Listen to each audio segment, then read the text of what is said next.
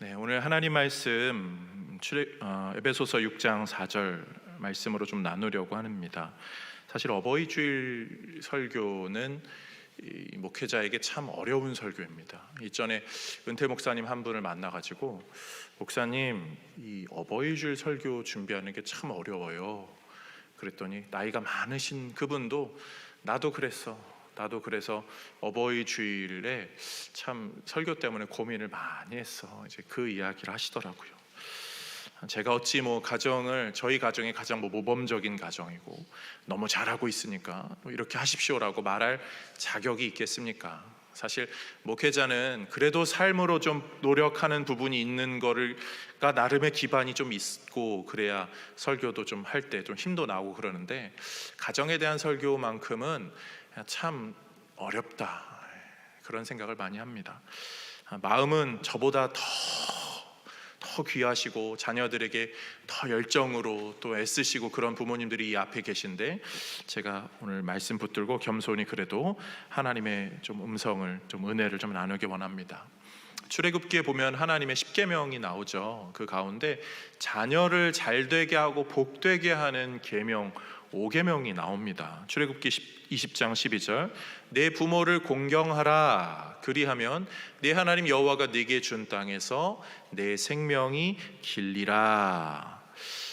이 장수의 복, 이게 잘되고 오래 사는 이 복인데요, 이 종교개혁자 마틴 루터는 요 계명을 설명할 때 이건 그냥 장수 정도가 아니라 인생의 형통함의 비결로 하나님께서 주신 것이다 하면서 굉장히 요 부모 공경의 중요성을 말합니다. 우리가 자녀들이 잘 되기를 원하는 부모의 마음은 매 한 가지잖아요. 그러면 자녀가 잘 되게 하기 위해서는 자녀가 부모를 공경하는 자녀가 되어야 돼요. 그런데 부모를 공경하는 자녀가 되게 하기 위해서는 꼭 필요한 것이 있다면 그들이 부모를 공경하는 것을 배워야겠죠. 그들이 부모를 공경하는 것을 누구에게 배웁니까? 부모에게 배우죠. 부모가 부모에게 했던 것을 보면서 아이들은 자라거든요. 그러고 보면은 부모가 어떻게 공경하는 모습으로 살아왔고 어떻게 공경하는 것을 잘 가르쳤느냐에 따라서 부모가 자녀를 공경할 줄 알게 되고 그것이 복된 길로 가냐 마냐로 정해집니다. 그렇다면 자녀가 복된 길로 가게 되는 아주 결정적인 키는 자녀에게 달린 것 같지만 부모에게 달려 있는 거죠. 영국의 영적인 거인, 리버풀 주교였던 J.C. 라일이라고 있습니다. 이분은요, 부모의 교육에 대해서 굉장히 강조하고 또 강조합니다.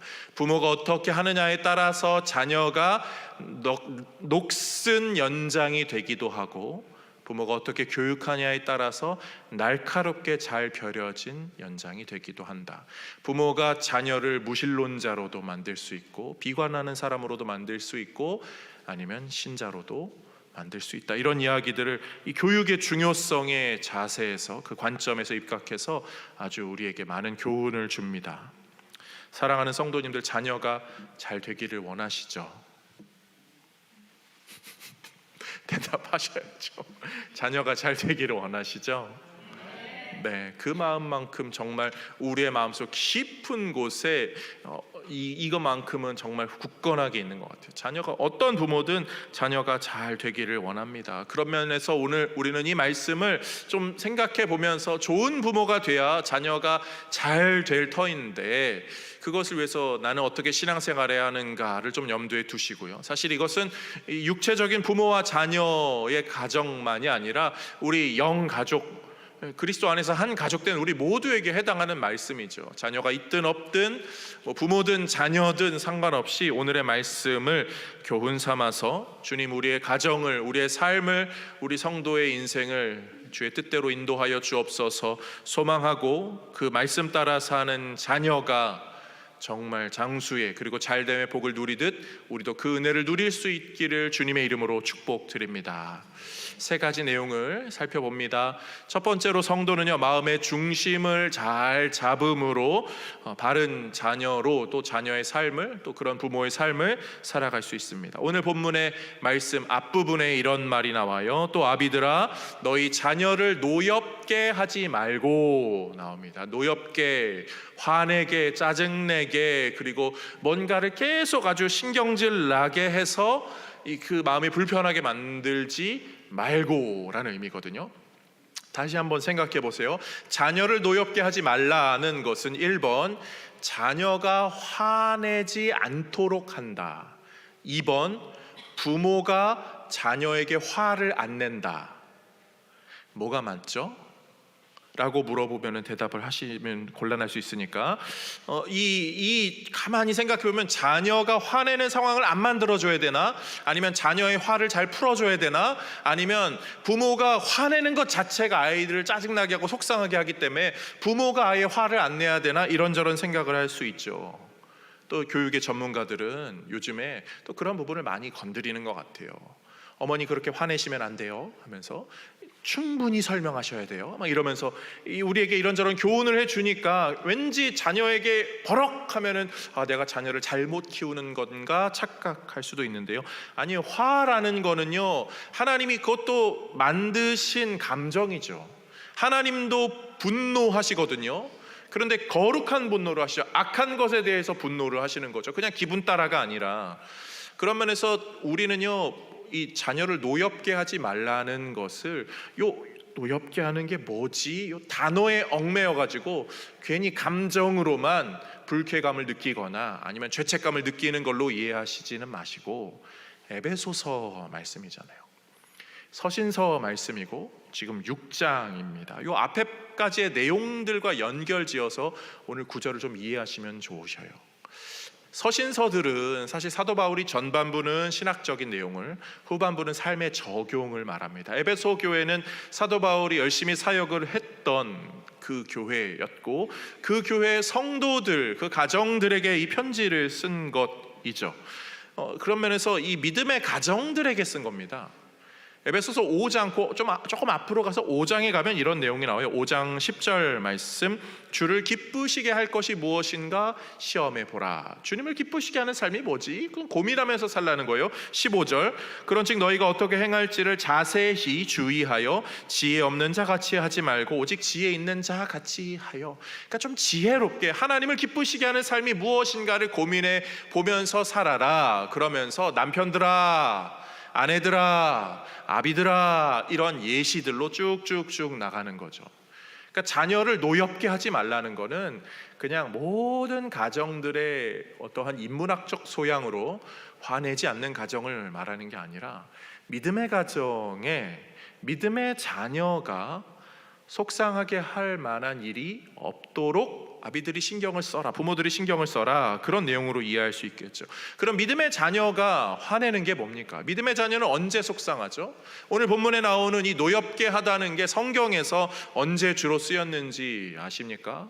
구약의 말씀들을 몇몇 구절을 한번 떠올려 보면은 이 노엽게 한다는 건 하나님께서 우상숭배를 하는 백성들을 보면서, 하나님을 믿지 않고 잘못된 길을 가는 백성들을 보면서 진노하시는 장면, 한 구절만 보겠습니다. 신명기 32장 21절 말씀, 그들이 하나님이 아닌 것으로 내 질투를 일으키며 허무한 것으로 내 진노를 일으켰으니. 아멘.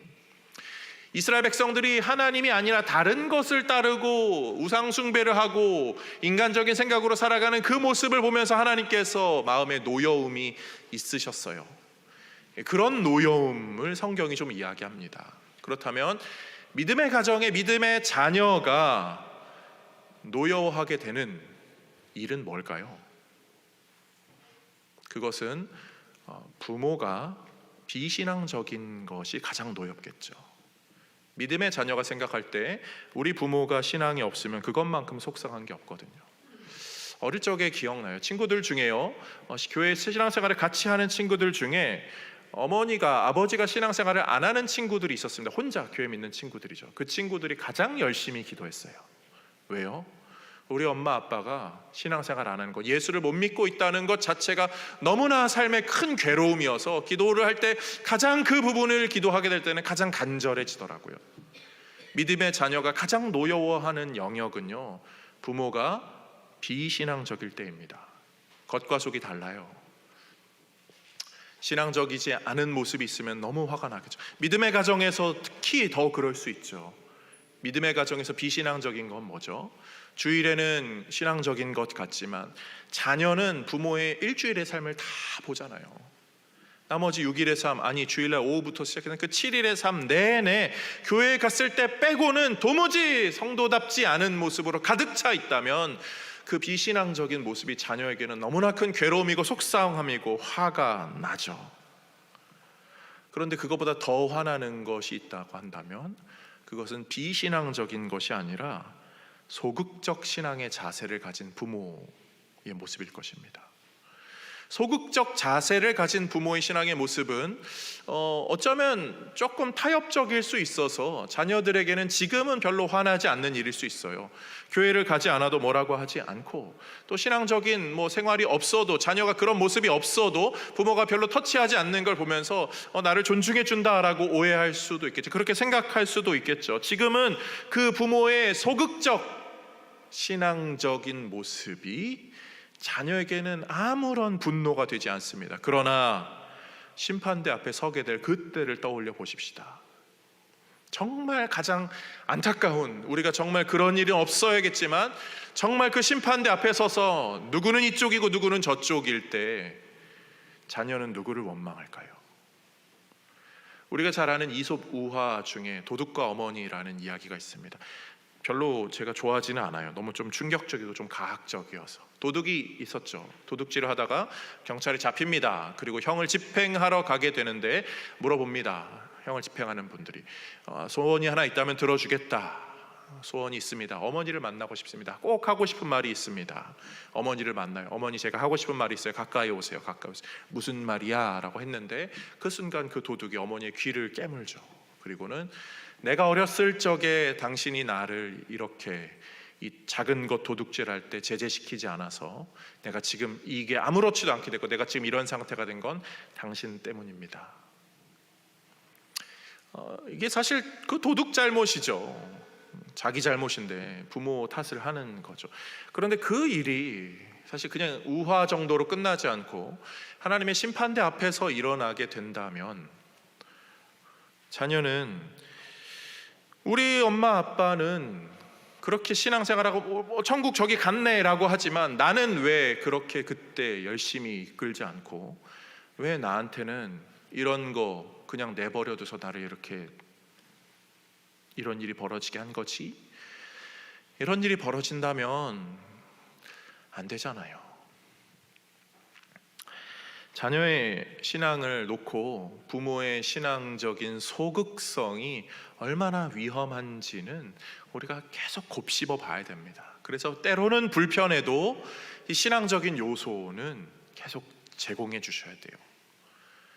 좀 돌려서 반대로 생각해 보세요. 얼마나 기쁠까요?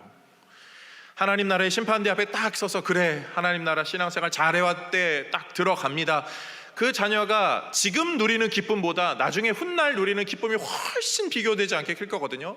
나의 신앙의 인생을, 이 여정을 오늘 성가대가 한 것처럼 그 은혜가 내 은혜 되고 그 기도가 내 기도가 되도록 우리의 부모님이 그 신앙의 영역마다 때로는 내가 저 멀어지할 때마다 더 손 내밀어서 나를 붙잡아주고 끌어주고, 내가 신앙적인 고민이 있고 괴로움이 있으면 때로는 여러 가지 설명으로, 때로는 변증을 해주고 아니면 성경적인 지혜로 나를 이끌어준 그 부모님이 계셔서 내가 이 자리에 있습니다. 그 자녀에게 그 부모는 가장 큰 자랑거리고 기쁨일 거예요. 그런 면에서 사랑하는 성도님들, 우리 신앙을 한번 보세요. 내 자녀에게 부끄럽지 않은 신앙인가, 나는 겉과 속이 좀 같은 신앙인가, 나는 소극적인 게 아니라 좀 더 적극적으로 해야 될 때 그런 신앙으로 자녀 양육을 해 나가고 있는가, 아니 그런 인생을 살고 있는가, 자신을 돌아보면서 하나님이 원하시는 모습으로 세워질 수 있는 우리 모두가 되기를 주님의 이름으로 축복드립니다. 그리고 그 모습으로 우리의 모든 자녀들, 자녀 손들까지도, 자손의 자손까지도 하나님 나라에 다 들어가는 은혜의 복락을 누리기를 주님의 이름으로 축복드립니다. 두 번째로요, 성도에게는 이 양육의, 믿음의 양육을 할 수 있는 이 균형이 좀 있어야 됩니다. 오늘 본문의 후반부에서는 오직 주의 교훈과 훈계로 양육하라 라고 말하고 있죠. 오직 주의 교훈과 훈계로 양육하라. 오늘 이 개역개정 성경은 교훈과 훈계인데 예전 성경에서는 주의 교양과 훈계로 양육하라 말합니다. 교양은요, 시간을 오래 들이고 여러 번 반복해서 만들어지는 가풍 같은 거죠. 그 집안의 특별한 분위기, 부모의 인격이 자녀에게 이렇게 전수되는 그런 모습들 있잖아요. 부모의 에티켓들이 자녀에게 잘 드러내는 그런 모습들, 그게 교양이 되겠고요, 교훈이 되겠고요. 훈계는 잘못한 것을 지적해주는 그런 것, 그게 균형을 잘 맞춰야 돼요. 때로는 관계 속에서 자녀를 키워가고, 때로는 잘못한 것을 지적해주는 그런 것이 있어야겠죠. 성경은 분명히 그 훈계 영역도 이야기하죠. 잠언 22장의 15절 이렇게 말해요. 아이의 마음에는 미련한 것이 얽혔으나 징계하는 채찍이 이를 멀리 쫓아내리라. 아이라고 뭐 다 잘하지 않거든요. 때로는 징계하는 그런 부분이 필요하단 말입니다. 이 훈계와 교훈, 이 두 가지가 균형을 맞춰야 돼요. 근데 이게 어렵습니다. 이게 어려워요. 정답이라고 제시할 딱 이렇게 할 수 있는 것도 없고요. 가정마다, 상황마다, 인생마다 다 다르기 때문이에요. 그래서 자녀를 잘 키우는 건 정말 어려워요. 내 손에서 좀 떠난 영역입니다. 엄밀히 말하면. 성경에 자녀를 잘 키울 법한데 자녀를 잘 못 키운 가정들이 좀 있거든요. 대제사장 아론 아들들이 어땠을까요? 아들들, 다른 아들들 제사장으로 잘 또 섬긴 이들도 있겠지만, 첫째 아들 나답과 또 둘째 아비후는요, 제사에 다른 불을 들여서 하나님의 불이 나와서 그들을 불살르죠. 그들이 가진 문제는요, 하나님의 말씀을 경히 여긴 거예요. 하나님의 말씀을 경히 여길 정도라면 부모의 말씀은 더 경히 여겼겠죠. 아마 아론이 이런저런 얘기를 했든 모세가 이야기했든 하나님이 했든 그 말씀을 별로 무겁게 여기지 않았기 때문에 그 훈계가 작동을 안 한 거죠. 그들은 그렇게 죽게 됩니다. 아론에게는 상처고 아픔이고 또 괴로움이겠죠. 자식 농사를 좀 잘 못 지은 가정의 예입니다. 그런가 하면 다른 제사장을 한번 생각해 볼까요? 그래도 이스라엘의 대표적인 제사장으로 한 시대에 우뚝 서 있었던 엘리 제사장도 비슷하죠. 나답과 아비후처럼 그에게도 홈리와 비느하스라는 두 아들이 있었고요. 그들은 제사의 고기를 자기 마음대로 이렇게 토용하고 막 이렇게 저렇게 함으로 말미암아 이 하나님의 진노를 사게 됩니다. 엘리도 자식 교육에 실패했다는 거예요. 자식 농사 실패했다고요. 제사장들만 그런가요? 선지자들 한번 생각해 볼까요? 대표적인 선지자가 사무엘입니다. 사무엘의 자식들이 어떻죠? 사무엘상 8장에 가면 짤막하게 나와요. 그런데 요엘과 아비야라는 두 아들이 있었는데 이들이 사사의 직무를 수행하고 있었습니다. 사사는 영어로 judge거든요. 그러니까 판단하는 역할을 하는데, 판결을 내리는데 아는 사람, 뭐 해준 사람, 이런 사람 저런 사람 상태 봐주고 막 팔이 안으로 굽는 그런 판결을 많이 내린 거예요. 자식 농사 실패. 아니, 사무엘이잖아요. 밤새서 기도할 줄 알고 이스라엘 전역을 돌아다니면서 기도하면서 하나님의 음성을 전하고 이스라엘 백성들을 한 자리로 모여서 기도하자라고 했던 그러한 귀한 영적 인물인데도 자식 농사를 잘 못 졌어요. 다윗은 어떤가요? 잘 아시잖아요. 첫째 아들 암논이 자신의 배다른 다른 여동생 다말을 겁탈합니다. 셋째 아들 압살롬은 첫째 아들 그 형을 죽이고요, 그 화 때문에. 그리고 나중에 도망가고 아버지로부터 반역하는 일. 다윗도 자식 농사를 그렇게 잘 지은 사람은 아닙니다. 목회자는 어떤가요? 목회자들은 자식 농사를 다 잘 짓나요? 아니요, 그렇지 않거든요. 저희가 신앙적으로 유익을 받는 수많은 신앙 양서들과 신학 서적들을 기록한 수많은 교수님들, 목사님들, 그리고 또 외국이나 한국이나 우리 주변의 수많은 목회자들도요, 자녀의 신앙 영역 때문에 괴로워하고 고민하는 일이 참 많습니다. 제가 좋아하는 외국의 신학자 분은요, 자녀가 이 동성애 자이고 신앙의 길을 가지 않아서 늘 그게 가시예요. 한국에 어떤 유명한 교회 목사님 있습니다. 교회를 개척해서 큰 교회를 박차고 나서 큰 교회를 개척해서 잘 부흥시켰어요. 엄청난 사람이 모여요. 근데 그 목사님의 따님이 무신론자예요. 교회를 안 나와요. 그 목사님이 엄청 변증을 잘하거든요. 설명을 잘하고 하는데 자녀가 그런 거예요. 우리는 여기서 위안을 한번 좀 받으셔야죠. 장로라고 집사라고 권사라고 목사라고 자녀를 잘 키운다는 보장이 없다고요. 우리 자녀가 혹시 믿음의 길에서 좀 멀어져 있다면 그거는 그냥 부모의 잘못만은 아닐 거예요. 부모의 책임도 있겠지만 이거는 우리가 할 수 없는 영역이에요. 설교의 서두에 말했던 제이시 라일 목사님이요 한 말 중에 교육은 굉장히 중요하지만 자녀의 회심의 영역은 부모가 할 수 있는 게 아니라고 말해요. 그렇게 교육하고 가르치고 제공해 줄 수 있지만 결국 그 자녀가 하나님 앞으로 나오는 그 회심의 과정은 하나님만이 하실 수 있는 거라고요. 그래서 혹시 늘 이 가정의 달, 가정에 관련된 설교를 들을 때 마음에 좀 불편하고 어려움이 있는 분들은요, 그게 맞는 거예요. 이것 내 힘으로 되는 게 아니거든요. 그래서 더 무겁게, 더 겸손히, 여기는 누구도 교만할 수 없어요. 자식 자랑하지 마세요. 자식 신앙도 자랑하지 마세요. 그 언제 어떻게 될지 우리 어떻게 속단할 수 있겠습니까? 그냥 더 겸손히 기도하셔야 돼요. 그렇지만 그 기도할 때 항상 내 삶에는 교훈과 교양과 훈계가 균형을 잘 맞추고 있는가는 점검해 보셔야 되죠. 다윗의 인생을 한번 살펴봅시다. 다윗의 인생은요, 이 훈계가 별로 없었어요. 다윗이 좀 멀리 떨어져, 아버지랑 떨어져 자라서 그렇는지 훈계를 좀 잘 못했던 것 같아요. 첫째 아들 암논이 배다른 여동생 다말을 겁탈했을 때 암논을 좀 훈계하고 잘못을 이거 이렇게 해버려야 되거든요.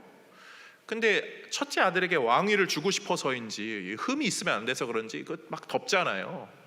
그러니까 그게 골마서 상처가 돼서 터져버린 거죠. 셋째 아들 그 다말의 그 배다른 그 친형제인 압살롬이 아버지가 해결해 주길 바라는데 안 해주니까 결국 그것 때문에 암논을 죽인 거, 첫째 아들을 죽인 거죠. 큰 형을 죽인 거예요. 그리고 도망갑니다. 그리고 3년이 지나서 다른 주변 사람들이 이렇게 여차저차해서 압살롬을 데리고 와요. 그러면 그때쯤 감정이 좀 막 분노한 감정이 좀 사그라들었을 테니까 좀 독대를 좀 하면서 압살롬아 많이 힘들었지, 네 여동생 때문에 속상했지, 좀 이렇게 내가 아버지가 좀 잘 못했네, 뭐 이런 시간을 갖거나 좀 가까이 시간을 보냈으면 괜찮았을 터인데 다윗은요 압살롬과 거리를 둡니다. 멀리해요. 교양은 오랫동안 시간이 이렇게 있어야 되거든요. 뭐 운동 가르치듯이 일주일에 한 번 만나서 뭐 이렇게 치세요, 뭐 이렇게 던지세요, 이런 지도하는 게 아니에요. 같이 시간을 보내면서 교양이 스며들어야 되는데, 그리고 그 교양이 기반이 되어서 잘못된 것을 딱 지적해주는 훈계가 있어야 되는데 다윗은 그게 싫었던 거죠. 다윗의 영적인 게으름이에요. 기도만 많이 하는 것이 능사가 아닙니다. 삶의 균형이 있어야겠죠. 그런 면에서 사랑하는 성도님들, 우리의 가정들에는요 어떠신가요? 네, 여기에 정답이 없다고 제가 말씀드렸잖아요. 어떤 가정은 교양은 굉장히 많이 자녀들에게, 관계는 굉장히 좋아요. 그런데 그쪽으로 치우치느라 훈계가 좀 덜할 수 있거든요. 어떤 집안은 훈계는 가득한데 관계는 박살나버린 그런 가정들이 있을 수도 있어요. 그래서 성경의 답은 이래라 저래라가 아닙니다. 하나님 중심으로 있느냐. 그래서 때로는 이쪽으로, 때로는 저쪽으로, 진자의 운동처럼 이쪽으로 갔으면 저쪽으로 와야 되고 저쪽으로 갔으면 이쪽으로 와야죠. 이것을 위해서 늘 겸손하시라고요. 엎드리시라고요. 하나님 어떻게 해야 될지 알려주옵소서. 내가 부족합니다. 나는 완벽한 부모가 아닙니다. 내 자녀를 내가 잘 키울 자신이 없습니다. 하나님이 도와주셔야 합니다. 이 겸손한 신앙의 모습이 우리 모두에게 있기를 주님의 이름으로 축복드립니다. 그런 면에서 우리가 마지막으로 한번 생각해 봐야 될 것은요, 놓고 잡음, 잡음과 놓음의 균형입니다. 자녀를 잘 키우는 것이 늘 우리에게는 숙제죠. 성경에 좋은 믿음의 가문, 정말 자녀를 잘 키운 그런 가문이 있을까요? 생각해 보면요, 이 믿음의 가문이 그렇게 좀 없는 것 같아요. 다윗도 자식 농사 뭐 잘 못했다고, 뭐 엘리도, 뭐 아론도, 사무엘도 보면 보세요. 제사장도 왕도 선지자도 자식 농사들을 잘 못 졌다고 했잖아요. 이 세의 직분이 기름 부음 받은 자거든요. 하나님의 선택받아서 그 시대에 하나님의 귀하게 쓰임 받는 자들인데 그들도 자식 농사에 그렇게 일가견이 없었다는 거예요. 그러면 우리는 어디서 이 부모와 자녀의 좋은 모범들을 좀 발견할 수 있을까요? 하나의 가문을 좀 생각하게 되더라고요. 좀 괜찮은 가문이 하나 있어요. 사울의 가문입니다. 이스라엘의 초대 왕 사울이요. 기스의 아들 사울. 그리고 사울의 아들은 누구죠? 다윗의 형제 같은 요나단. 요나단의 아들은 누구죠? 의리를 지킨 무비보셋. 장애가 있음에도 불구하고 이 가문이 이 대대손손 좀 괜찮거든요. 비결이 뭘까요? 성경에 나온 내용들로만 우리가 한번 생각해 볼 수는 있겠더라고요. 기스의 아들 사울, 기스의 이야기가 성경의 사무엘상 9장에 나오는데 암나귀를 잃어버립니다. 아버지가 암나귀를 잃어버리고 암나귀를 찾으러 사울을 보내죠. 사무엘상 9장 4절 말씀, 그가 에브라임 산지와 살리사 땅으로 두루 다녀 보았으나 찾지 못하고 사알림 땅으로 두루 다녀 보았으나 그곳에는 없었고 베냐민 사람의 땅으로 두루 다녀 보았으나 찾지 못하니라. 아버지가 나귀를 잃어버렸대, 암나귀를 잃어버렸다는데 아들을 보냅니다. 사환이랑 이렇게 보내요. 그런데 이 땅을 보면요, 에브라임 산지, 이런 산지, 그리고 살리사 땅, 사알림 땅. 살리사 땅은 이쪽 끝이고 사알림 땅은 저쪽 끝입니다. 왔다 갔다 하는 거예요. 그 산지 지역을 막 얼마나 힘들어요, 괴로워요. 그리고 두루 다녀보고 베냐민 사람의 땅으로 두루 다녀보았으나 찾지 여기 왔다 갔다 한 번 정도가 아니라 또 왔다 갔다 가운데 갔다 이래저래. 사울에게는 이 부모 순종의 자세가 있었던 것 같아요. 그리고 아버지 기스는요, 사울을 그런데 보낼 줄 아는 거죠. 지금처럼 뭐 핸드폰 GPS로 그런 거 아니잖아요. 전화하고 이런 거 아니잖아요. 근데 자녀의 독립성을 인정해 주는 거죠. 이 독립성을 인정해 주는 게 굉장히 중요한 지점이거든요. 실제로 이 사울의 아들 요나단도요, 이 독립성이 좀 있었죠. 블레셋과의 전쟁에서 막 혈혈단신으로 막 가서 싸우기도 하고요. 아버지 사울이 다윗에게 막 창 던지고 막 미워하고 이럴 때 아버지에게 가서 왜 다윗을 그렇게 미워하냐고 이렇게 직접 이야기합니다. 옳고 분별을 함을 딱 선택을 해가지고 아버지가 이렇다고 해서 무조건 따르는 게 아니라 이 독립적인 그 객체로서의 역할을 잘 하고 있었던 거예요. 그 무비보셋은 어떤가요? 그 아들? 압살롬이 반역을 합니다. 다윗은 쫓겨나게 됩니다. 무비보셋은 장애가 있으니까 쫓아가지 못하죠. 주변의 사람들은 다 압살롬 막 찬양하고 알랑방구 끼고 있을 때 무비보셋은 묵묵히 그 자리 지킵니다. 흔들리지 않아요. 뚝심이 있어요. 이 독립적인 영역의 발전이 있는 거죠. 사울의 가문은 그래서 그런지 처음 사울이 딱 선택되었을 때 사람들이 막 좋아하잖아요. 괜찮은 가문이었다는 거예요. 이 독립성은 굉장히 중요하죠. 사실 자녀를 키울 때 자녀를 독립적으로 잘 키우는 게 이 자녀의 무슨 여러 가지 영역에도 이어지잖아요. 저도 그래서 어릴 적에 저희 세 자녀 중에 첫째가 독립성이 좀 있어요. 그래가지고 첫째는 한 7살 때부터 집 앞에 놀이터에 혼자 나가서 놀게 하고 막 그랬거든요. 그리고 이제 제가 셋째 때는 뭐 슈퍼 한번 가봐, 아빠가 뒤에서 조용히 따라갈게 이렇게 해도 막 애가 막 쭈뼛쭈뼛대고 막 이랬는데 첫째는 좀 이게 달랐거든요. 그래서 혼자 막 가요. 겁이 없어요. 아빠 오는지도 확인도 안 하고 뒤도 안 돌아보고 이게 막 가요. 근데 그런 것들 좀 하시잖아요. 그리고 이제 애가 좀 크면 이제 신경 안 쓰고 아이가 다 이렇게 할 수 있도록. 그래서 그런지 저희 첫째는 요즘도 막 혼자 지하철 타려고 그러고 막 이래가지고 너무 그래서 좀 걱정이 되거든요. 아무튼 그런 영역이 있는데 잘 놔주는 게 부모의 역할입니다. 요즘에 시대가 어려워서, 시대가 참 혼란스러워서 요 자녀의 독립을 하는데 주저하게 되는 요소들이 많죠. 경제적인 장벽도 너무 높고, 또 옛날에는 막 10대에 결혼하게 되는데 요즘은 그럴 수는 없으니까. 그렇지만 우리가 적어도 나에게 그런 마인드가 있는가, 그런 지점들이 있는가는 점검해 볼 수 있어야 될 것 같아요. 왜냐하면 성경이 분명히 창세기에서도 말하죠. 창세기 2장 24절, 남자가 부모를 떠나 그의 아내와 합하여 둘이 한 몸을 이룰지로다. 이 독립에 대한 이야기가 분명히 하나님께서 우리에게 제시해 주는 모습이거든요. 부모가 부모다울 수 있는, 부모가 할 수 있는 가장 훌륭한 교육의 가장 마지막 단계는 무엇을 해주는 게 아니라 무엇을 안 하는 것입니다. 아무것도 안 해주는 거. 안 해줘야 자녀가 독립적으로 커요.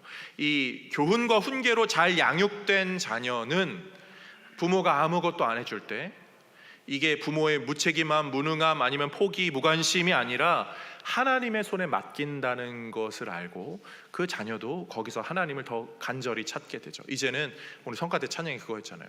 부모의 기도가 없을 때 이제는 내가 기도해야 될 때구나. 기도의 자리를 스스로 찾아오게 됩니다. 가만히 살펴보면 하나님은 이러한 독립, 떠남을 잘 활용하셨어요. 아브라함은 어떻게 하셨죠? 본토 친척 아비집을 떠나게 하셨습니다. 아브라함이 잘 클 수 있었던 건, 믿음으로 클 수 있었던 건 그렇게 부모의 곁을 떠났기 때문이겠어요. 이삭도 아브라함과 좀 떨어져서 살거든요. 그리고 야곱도 형제의 그 불화 때문에 부모로부터 떠난 삶을 살고, 요셉도 마찬가지죠. 애굽으로 떠난 삶을 살게 됩니다. 심지어 다윗도 어려서부터 목동으로 살면서 독립적인 삶을 살게 되었어요. 사무엘도 마찬가지잖아요. 한나가 어려서부터 성전으로 사무엘을 보냅니다. 그런 사람들이 실제적으로 하나님의 교훈과 훈계를 받으면서 자라게 돼요. 부모의 손을 떠났지만 부족함이 있을 것 같지만 오히려 하나님께서 채우시는 영역에 있는 거죠. 물론 하나님의 도움이 없이 부모를 떠나는 자녀에게는 너무나 위험한 일일 수 있지만, 믿음으로 우리가 기도하면서 그렇게 자라온 자녀를 떠나보내는 일은 하나님이 하시는 영역이 있기 때문에 우리는 오히려 한편으로는 하나님을 더 기대할 수 있고 하나님이 어떻게 일을 진행하실지를 기대할 수 있게 됩니다. 그런 면에서 하나님께서 우리에게 보여주신 최고의 모범은 예수님이 성자로 오셨다는 거예요. 하늘 아버지께서 예수님을 이 땅에 보내십니다. 근데 어디로 보내시죠? 가장 낮고 천한 자리로 보내세요. 아무것도 주어주지 않아요. 뭐 좀 이렇게 좀 채워주고 뭐 이렇게 높은 지위로 해주면 되는데, 그걸 가장 잘 하실 수 있는 분이 아무것도 해주지 않고 가장 낮은 자리로 보냅니다. 그 낮은 자리로 보냈다고 예수님이 딱 태어나자마자 아버지 여기 아니잖아요. 예수님 그렇게 하십니까? 아니죠. 예수님은 하나님을 사랑해요. 하나님이 어디로 이끄시든지 그 인생에 대한 확신과 소망과 즐거움으로 그 사명을 감당하시죠. 보내는 아버지도 그것을 하늘에서 다 보고 있지만 과하게 이렇게 침범하지 않으세요. 그리고 하고 싶은 사역을 하도록 뒤에서 최대한 서포트를 하는 거죠. 이게 부모와 자녀의 가장 완벽한 모범이죠. 그래서 우리는 부모는 하나님이 예수님을 사랑하지만 다 해주지 않고 지켜보듯이 자녀를 사랑하고 지켜보는 것이고요, 자녀는 예수님이 하나님을 사랑하듯, 그렇지만 그분의 음성을 듣기 위해 늘 기도의 자리를 나아갔듯 부모를 사랑하고 존중하고 공경하면서 때로는 부모에게 귀도 기울일 줄 아는 그 모습으로 아주 자연스러운 화합을 이루는 모습이 부모와 자녀의 가장 모범일 것입니다. 그래서 우리는 다른 인물을 통해 배우기보다 예수님의 모습, 하나님의 모습으로 부모와 자녀됨의 교훈을 성경을 통해 발견하셔야 돼요.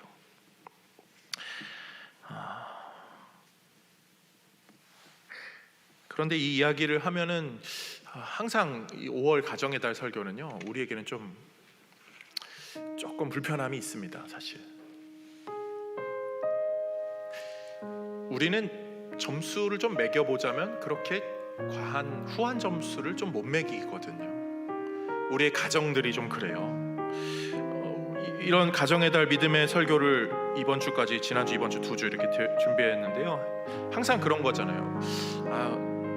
옛날에 그랬어야 되는데, 옛날 우리 자녀 그때 그렇게 붙잡았어야 되는데, 내가 그때 그렇게 화내지 말았어야 되는데, 내가 그 순간에 좀 다르게 행동했어야 되는데, 이제는 너무 늦었다.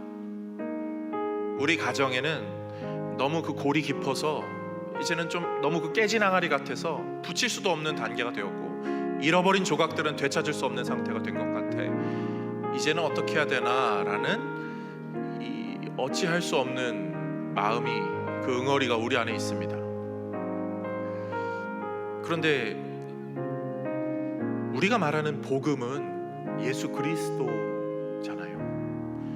예수님이 우리의 소망이 되시는 이유는요, 예수님 때문에 우리의 가정들, 문제 있는 가정들, 이미 늦어버린 가정들에게 하나님이 아버지가 되어 주신다는 거예요. 그 아버지가 교훈과 훈계로 우리를 이끌어 주시기에, 또 예수님이 우리의 큰 형이 되어 주시기에 우리의 문제 있는 가정들이 그냥 문제로 끝나버리고 더 이상 붙여버릴 수 없는 그런 상태로 마무리되는 그러한 하나님 없는 가정처럼 되는 것이 아니라, 하나님께서는 늦음이 없기 때문에 결국은 그분은 그 모든 아픔과 상처들까지도 하나님의 가정의 품 안에서 다시 새롭게 잘 빚어 가시겠죠.